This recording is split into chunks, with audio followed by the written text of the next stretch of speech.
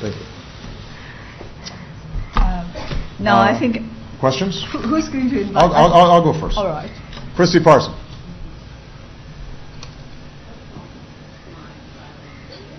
Not at all. I want you to keep cool. Don't move too fast. Yeah.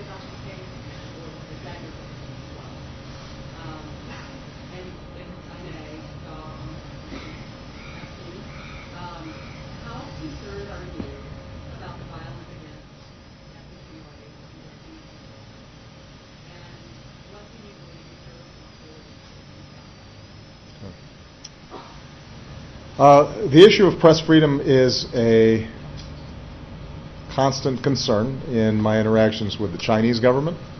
It's an issue that I've raised with the president here in Burma. I'm pretty blunt and pretty frank. That repress ultimately oppress people as well. And that if you want a society that is free and vibrant, part of that formula is the free flow of information, of ideas, and that requires a free press.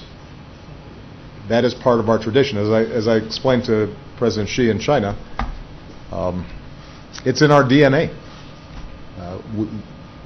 We believe in the primacy of individuals being able to pursue their dreams, endowed with certain inalienable rights, and we believe that when governments censor or control information, that ultimately that undermines not only the society, but it leads to eventual encroachments on individual rights as well. I can't comment, Christy, on any particular pending case, as you know. That's sort of an ironclad rule, or any particular prosecution. I can read back to you what Attorney General Holder has said, which is no journalist is going to go to jail for doing their job. And I don't think you're suggesting that there's that the two cases are comparable. But I recognize that in our own society we have to constantly balance the need for certain national security issues to remain secret with journalists pursuing leads wherever they can. And the good news is that we've got courts and we've got a First Amendment, and we've got a whole bunch of tools to ensure that that balance is properly debated and adjudicated. But I think that when I am traveling, it is important as the President of the United States to not just talk about our interests, but also to talk about our values. Sometimes it has an impact, sometimes it doesn't. Although I was impressed that Mark Landler got an answer to his question from President Xi. It might not have been the one he was expecting, but he did end up taking the question. So, you just keep on chipping away and seeing if we can make progress. Hold on a second, Christy. Don't try to segue into a second question. I think I better take over because I've got my time as well. There you go. Well, The National League for Democracy has always been against violence of any kind, either on racial grounds or religious grounds or ideological grounds. We do not believe that violence really resolves anything at all. Our struggle for democracy has been carried out with a strong grasp on the principle of non-violence. And also, we believe in the rule of law. So if you ask, how do we propose to resolve all these problems of violence between communities, between different ethnic groups? We've got to start with rule of law. People have to feel secure before they can start talking to one another. We cannot achieve harmony without security. People who feel threatened are not going to sit down and sort out their problems. So I would like to recommend, as the chair of the Rule of Law and Tranquility Committee, don't forget that tranquility is also included, that the government should look to rule of law. It is a duty of the government to make all our people feel secure. And it is the duty of our people to learn to live in harmony with one another.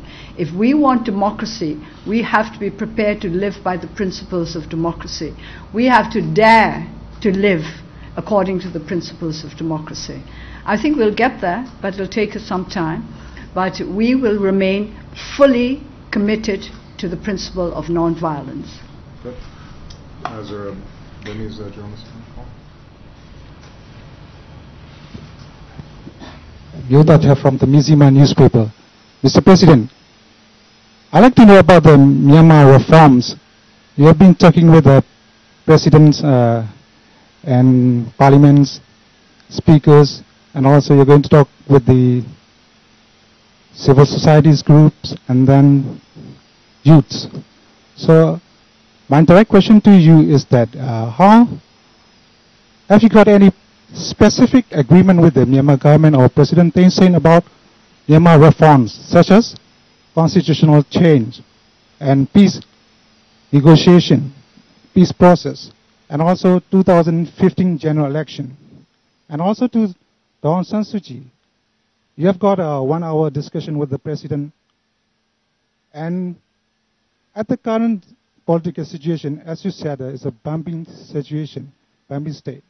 So, if you didn't make amendment or you didn't change constitution, NLD and you yourself is going to be very difficult after 2015 election. So, have you talked about those issues with the president, or what president told to you about U.S. support to you? Thank you. Well, the issue of making sure that reforms and the transition is fully realized was the main topic of our conversation, and the main topic of my conversation with the President last night. As I indicated before, there are signs of progress. We shouldn't deny that Burma today is not the same as Burma 5 years ago, but the process is still incomplete. And I was very specific with the President in terms of how we will measure whether or not the transition has been fully realized. Number one, we expect elections to take place on time. We do not want to see delays because it's time for the voice of the people of Burma to be heard in a fair, free, transparent election. Number two, I indicated to the President that the Constitution amendment process needs to reflect inclusion rather than exclusion. That there's certain provisions in the Burmese Constitution that objectively don't make much sense. Ultimately, what changes are made are up to the people of Burma. But for example, I don't understand a provision that would bar somebody from running for president because of who their children are. That doesn't make much sense to me. Number three, we are very much in favor of the peace process. And I encourage the President to move forward in the negotiations. He expressed some optimism about the ability to bring a deal to a conclusion. But as Dasu has indicated, you have to be skeptical until it's actually done. Number 4, I indicated that we are paying attention to how religious minorities are treated in this country.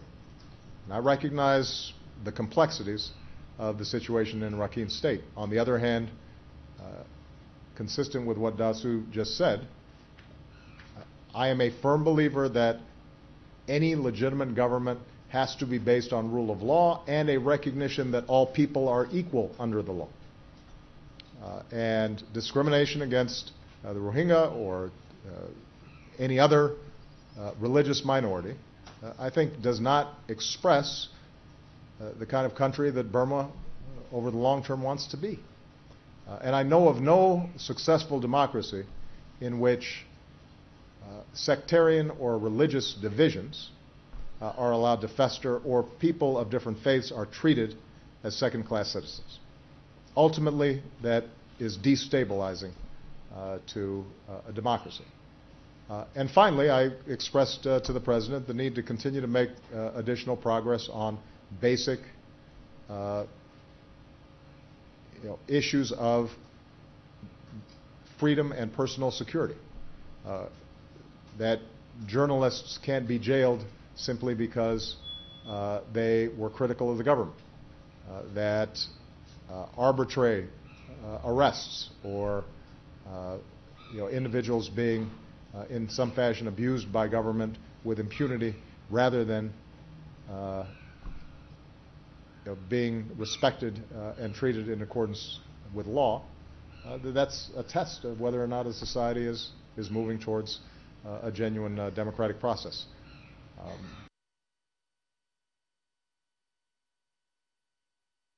Knowledge that some progress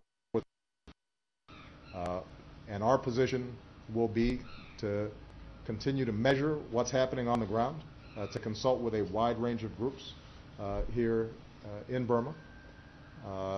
We will strengthen our relationship where we see progress. Where we don't see progress, then we will continue to express our concerns, and we will not be able to fully realize the kind of bilateral relationship that we want to have with Burma, the Burmese government, until we've seen some of these reforms completed. You asked whether it's going to be difficult for the NLD to win the elections if the amendments to the Constitution are not pushed through. I think it's too early to ask this question. We've just spent one afternoon debating the question of constitutional amendment. I think perhaps some of you may have heard that proportional representation is not going to be instituted. So when we started defending first past the post system against proportional representation, there were many who said to us, you are a very small minority in the legislature, how can you hope to win this case? It's not a matter of wanting to win a case, it's a matter of standing up for what we believe in, for what we believe is necessary for the future of our country. Now we are asking for constitutional amendments, not because we are trying to win a case, but because we think that certain amendments are necessary if this country is to be a truly functioning democracy in line with the will of the people.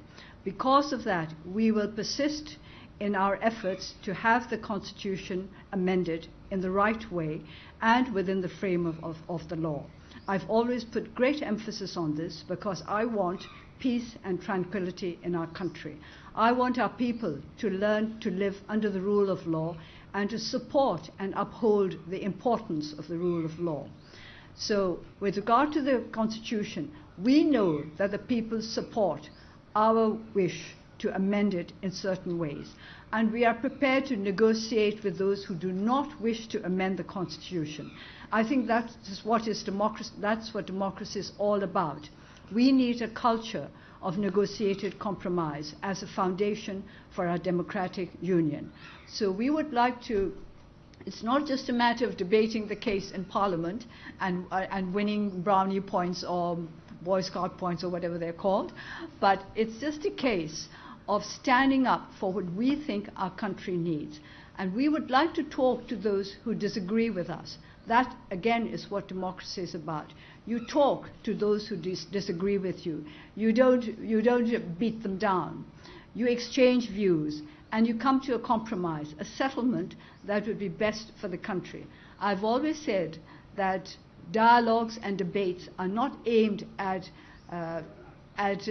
achieving victory for one particular party or the other, but victory for our people as a whole. Whatever we decide on should be seen as a victory for our nation, for the kind of democratic union that we have been trying to build up for decades. So please don't worry about whether or not we will win the elections in 2015.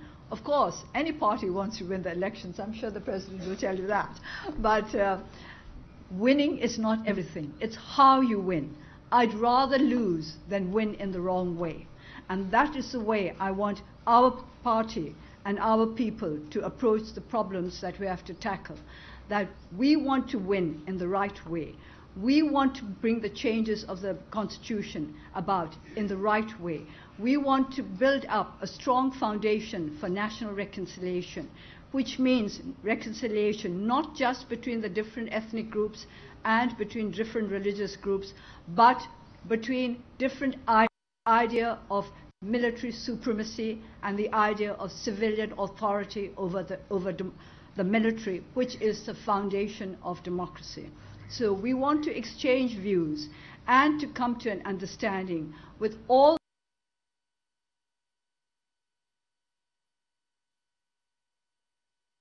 with us, and we are come to such an agreement, because after all, I do believe that what all of us want is what is best for the country as a whole, not just for particular individuals or groups or organizations. So while I tell you that you need not worry about what effect amendment or non-amendment to the Constitution might have on the elections, I might as well ask you to vote for us when we do get there. Pete Meyer. President, it seems the stage is set for even more confrontation between you and Republicans when you get home, if that's possible. We're told that you're soon going to sign the Immigration Reform Executive Order. To what extent are you concerned about a Republican backlash from an action of that magnitude? And on two other issues, I'm wondering what your take is on the plan to pass a bill to build the Keystone Pipeline that's in the works now before the State Department review process is over. And Senator McConnell is angry over the climate deal that you had made with China. How with your postal to get stuff done? And if I may also pose a question to you, Aung San Suu Kyi. Thank you for hosting all of us here from the White House Media Corps.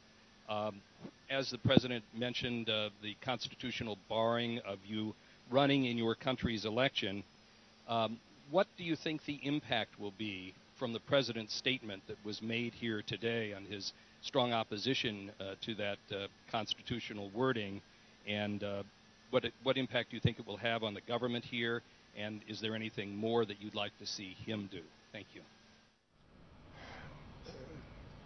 Pete, the day after the election, I said that there are going to be areas of agreement between me and Republicans, and there are going to be areas of disagreement. There are going to be actions I take they don't like, and there are going to be bills they pass that I don't like. And I think exactly what's going to happen. I believe that America is a nation of immigrants.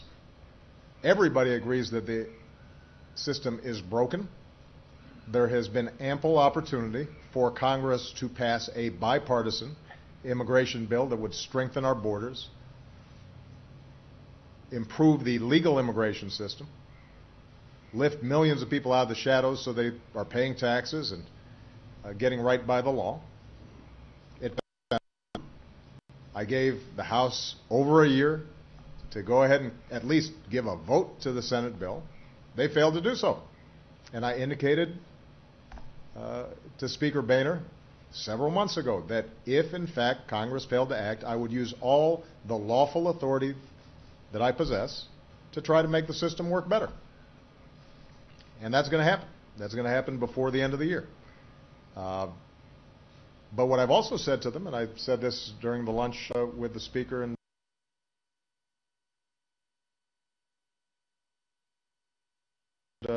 always creating a legislative solution to the immigration problem, and that the minute they pass a bill that I can sign that fixes our immigration system, then any executive actions I take are replaced. So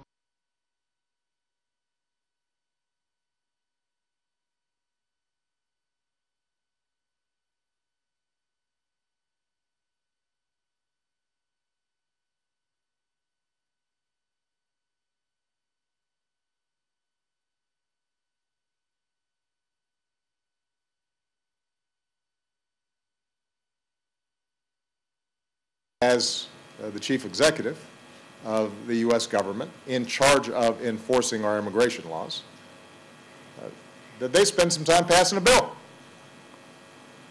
and engaging in the, with all the stakeholders, the immigrant rights groups, the law enforcement groups, the evangelicals, the business community, all of whom have said this is something that needs to be done.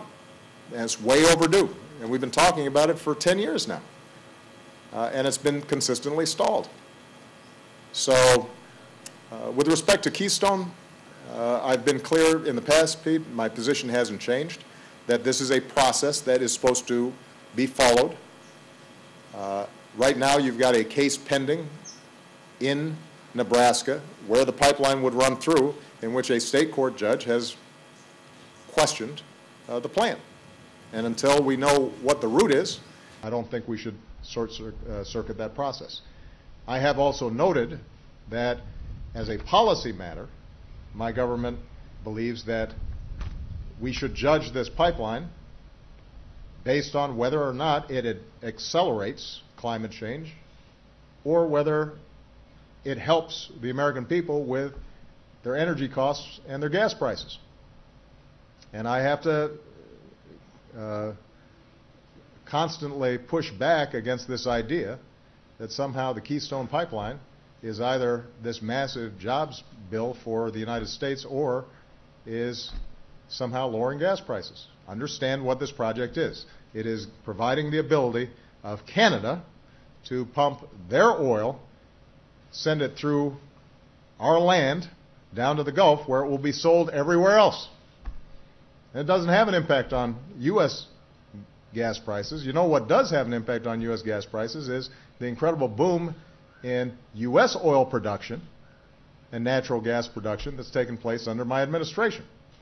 And if my Republican friends really want to focus on what's good for the American people in terms of job creation and lower energy costs, we should be engaging in a conversation about what are we doing to produce even more homegrown energy. I'm happy to have that conversation. With respect to the climate change deal, I have been very clear that I have responsibilities as president, not just to current generations, but to future generations. The science is indisputable. The planet is getting warmer, and it is getting warmer in part because of man-made activity. Carbon dioxide and greenhouse gases into the atmosphere can have a potentially devastating effect that will cost our country, could devastate communities, could increase the impact of natural disasters, and will have an impact worldwide that is destabilizing and could affect our national security. That's not my opinion, by the way. That is the opinion of our Joint Chiefs of Staff, that climate change is a direct national security threat. Now, the argument that I've received in the past has been either denial of the science, or alternatively, there's no point in us doing something about it, despite us being one of the two largest emitters in the world, because if we do something and China doesn't do anything, we'll just put ourselves at a competitive disadvantage, we'll lose jobs to China, and the problem won't be solved anyway. I'm not going to deny the science, but I took seriously the notion that we want all countries to participate in solving a global problem. And so I engaged with China over a lengthy set of negotiations, and by all independent accounts, for the first time, we got China to make a very serious commitment to constrain its greenhouse gases. Why would anybody be against that? That sounds like the right thing to do to me. So that's a response to the specific ideas. But let me reiterate what I said at the top. The fact that I disagree, or Republicans disagree with me on a certain set of issues, doesn't exclude us working together on a whole range of issues where we do agree. They're interested in tax reform, so am I. Let's get to work. They're interested in promoting trade that will create jobs and opportunity for U.S. workers and U.S. businesses. All over it. It's part of what this Asia trip's been all about. They're interested in rebuilding our roads, our bridges, our ports, our airports, putting people back to work, making sure we're competitive. I'm game. So, the one thing that I think is going to be important for us to have a successful partnership over the next couple of years is not making disagreements on a single issue suddenly a deal breaker on every issue. Democracy can never work that way, because there are always going to be some differences. And when there are differences, you can't elevate those differences above the commonalities. I'm sorry, that was a long answer, but there's a lot of questions. Do you want to... I'm sorry the President can't get away from all those. I know. But before you... Dasu responds to the point about the constitutional amendments, I just want to emphasize, ultimately it's up to the people of Burma to make a decision about all these provisions. I expressed an objective view that some of the current provisions don't seem to have much grounding in common sense or precedent when you look at other constitutions around the world, and seem more focused on advantaging or disadvantaging certain players. And one of the basic concepts of a constitution is that it creates a level playing field for all people. And so I used that as an example, not because I think my voice is the one that's most relevant in terms of the constitutional amendment process. Ultimately, it's up to the people of Burma. I did. It doesn't make much sense to me. Well, he believes in democracy. He should stand up for that principle. Absolutely. Well, I've always said that it's somewhat flattering to have a constitution written with me in mind, but it shouldn't be done that way. That's not how a democratic constitution should be written.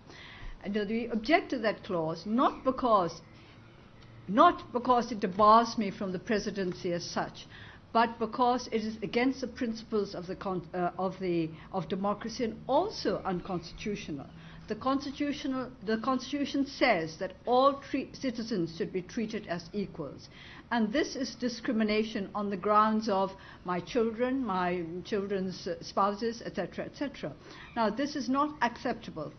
And our people are firmly behind us in our desire to change this clause. And if President Obama said anything about the necessity to change a clause like that, they will love him very much for it. So he will be very popular among our people. And as he said, in the end, it is up to our people to shape the destiny of our country, including the way the Constitution is going to be rewritten. And I think the majority of our people understand that this Constitution cannot stand as it is if we want to make the full transition to democracy. 59F, as you know, debars anybody whose children or the spouses of the children belong to are citizens of another country. And according to the law, and I think the President will know the law better than I do because I'm not a lawyer, according to the law, anybody who is over the age of 18, or whatever the legal adult age may be in his or her country, is responsible for himself or herself. Nobody else is responsible for that person. So from that point of view also, you cannot penalize anybody for what his or her adult children do. So from that point of view, it's illegal, it's against all norms of justice. And from the point of view of democracy, it is not right to discriminate against one particular citizen. You wouldn't like to be discriminated against, would you? So I think our people support the idea of amending this clause, because not particularly because they want me to be president, perhaps because they do, but I don't think it is so much because of that, but because they realize that this is unfair, unjust, and undemocratic. Last question.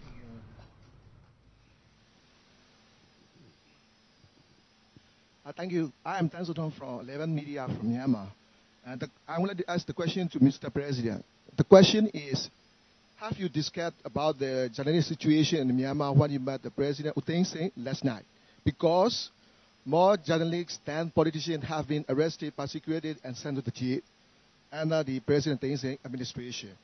And when you discuss about this, how did he respond to this discussion? Thank you. I didn't bring up specific cases with him. I brought up a basic principle that I stated earlier, which is that a free press is a foundation for any democracy. We rely on journalists to explain and describe the actions of our government. If the government controls the journalists, then it's very difficult for citizens to hold that government accountable.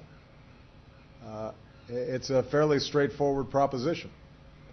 And I recognize that there is a transition process that's taking place, that there is a more robust debate today than there was the last time I visited. But to go back to what we said earlier, we can't be complacent. And we, as a government, are going to be troubled when we hear reports of journalists being imprisoned, being killed, being intimidated, or being censored.